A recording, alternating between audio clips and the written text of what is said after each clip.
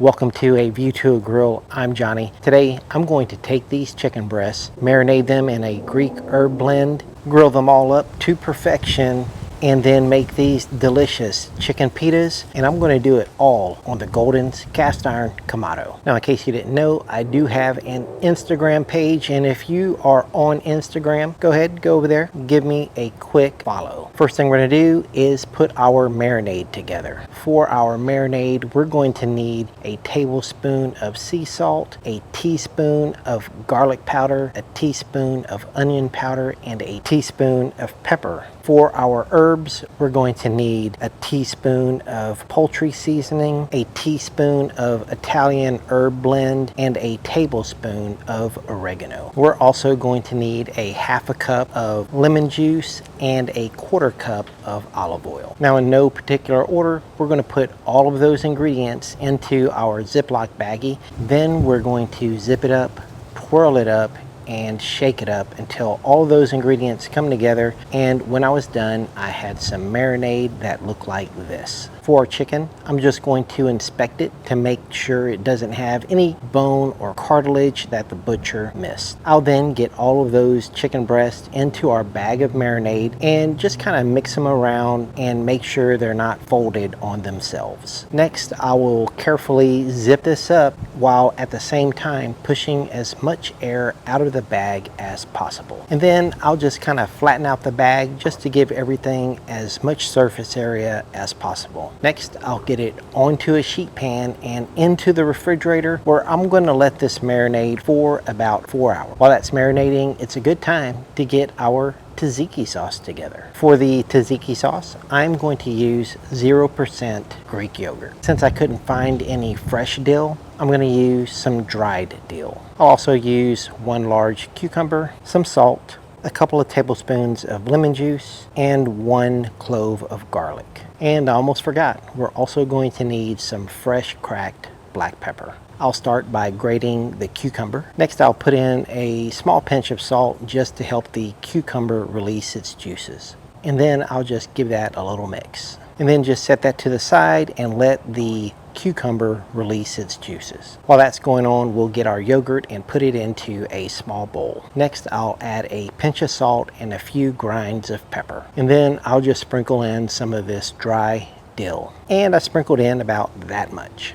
Now I'll go back to the cucumber that's been sitting in the bowl, place it into a towel, and squeeze out as much of the liquid as I can. Now for the garlic, I'll just get that into a fine dice. I'll then put in a pinch of salt right on top of the garlic. And then I'll use the back of my knife to create a fine paste. And then when you're done, you can just scrape it right off the board with your knife. Now we'll just get that into the bowl, and then we can add our cucumber. Now we'll just give that a mix and then give it a taste test to see where we are with our seasoning. After the taste test, I decided it needed a little bit more of everything. And then I gave it another taste test, and this time it was perfect. Now we're also going to need some greens. So I have a 50-50 mix of spinach and greens that we're going to use today. To season these greens, I'm just going to squeeze on some lemon juice and give it a pinch of salt and a little bit of fresh cracked pepper,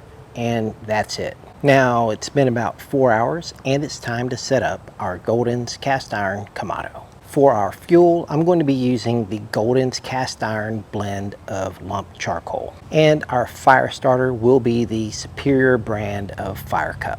We'll just get our Weber chimney starter filled to the top. Then we'll light the fire cup and place the chimney starter right on top.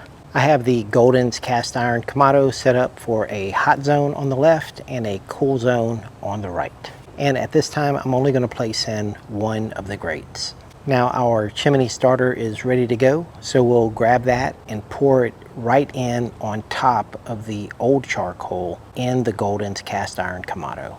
Now I'll move the charcoal around just for even heat distribution, and then we'll just close the lid and let everything preheat for 5 to 10 minutes. I'll make sure that the bottom vent is wide open and the top vent is wide open as well. After about 5 or 10 minutes, it's time to get our chicken on the Kamado. We're going to start this cook on the cool side of the grill. We've gotten all of our chicken on, And now I'm going to put in the second grate to allow that to start heating up. Now we'll get the lid closed and I'm going to let that go for about 10 minutes. After about 10 minutes, we'll start grilling our chicken over direct heat. Now I'm going to give them about 3 minutes and I'm not going to move them. After 3 minutes, I'm going to give them a quarter turn. And the reason why I give them a quarter turn is just so that the flame can hit the chicken from underneath in a different spot. The grill marks are a byproduct. Then we'll give them another 3 minutes. And now it's time to flip our chicken. And this is exactly the color I was going for. Now, one thing I want to point out when you're grilling is you have to pay attention to your visual cues. And look under the chicken right here. You can see that the flame is now stronger than it was at the beginning of our cook. Stronger flame is a hotter flame.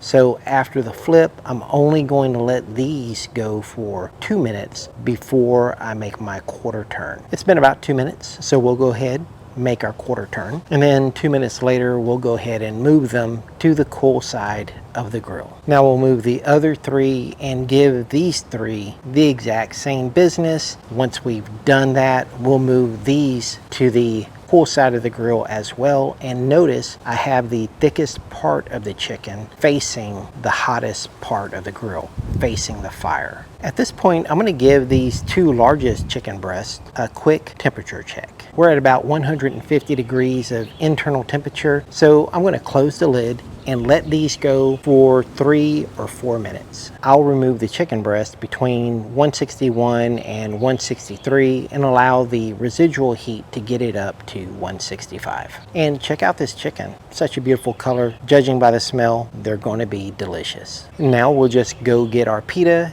and heat that up just to get it warm and soft. It's time to get our chicken pita together and check out the results. Now, heating this chicken pita up was really 30 seconds aside at the most. Now I'll get that cut in half and then separate the pita from the inside to create this pocket. Now I'll get some of that tzatziki sauce and just kind of spread it on the bottom and the inside. Next, I'll fill in both pockets with some of those greens that we made earlier. Then I'll cut up my chicken very thinly. Now we'll get our chicken stuffed into the pita and a little bit of feta cheese at the end. You can see the juices on the board from that one chicken breast, so very moist. And now we'll just give it a taste test. And of course, you already knew it, this chicken pita is totally delicious. And it was delicious all the way to the last bite. Now, if you haven't already subscribed to my channel, take a second and do that now. Thank you for watching A View to a Grill. I'll see you next time. Take care, y'all.